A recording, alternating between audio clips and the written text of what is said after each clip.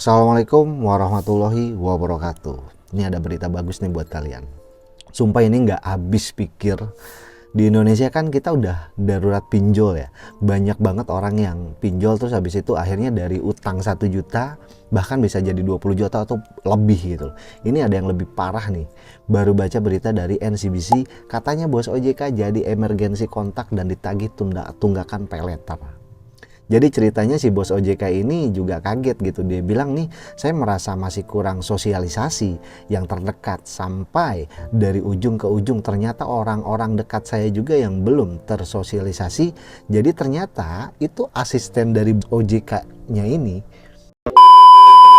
Terus gue juga pernah dengar dari salah satu tim gue, dia bilang ada orang mau judol. Terus habis itu dia mau pinjol, karena pinjol dia nunggak, akhirnya dia minta pinjaman aplikasi-aplikasi paylater dari temannya. Habis itu dia ngilang. Ini banyak banget kasus-kasus kayak gini nih. Dipinjem payletternya atau pinjolnya pakai data dia dan pinjemin ke orang lain uangnya. Bener-bener hilang pas dia cairin tuh nggak ada. Padahal bayangin itu kan aplikasi temannya. Dia akhirnya temannya dia yang jadi korban, akhirnya temen-temennya yang dikejar-kejar sama debt collectornya.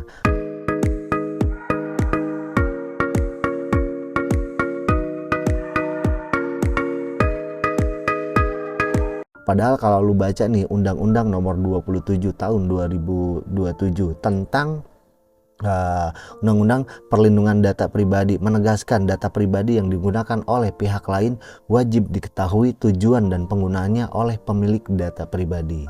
Bahkan pasal 20 Undang-Undang PDP juga menegaskan bahwa pengendalian data pribadi wajib memperoleh persetujuan yang sah secara eksplisit dari subjek data pribadi untuk dapat memproses data pribadi. Menurut gue ini udah gila banget sih fenomena pinjol sih, asli parah gitu loh.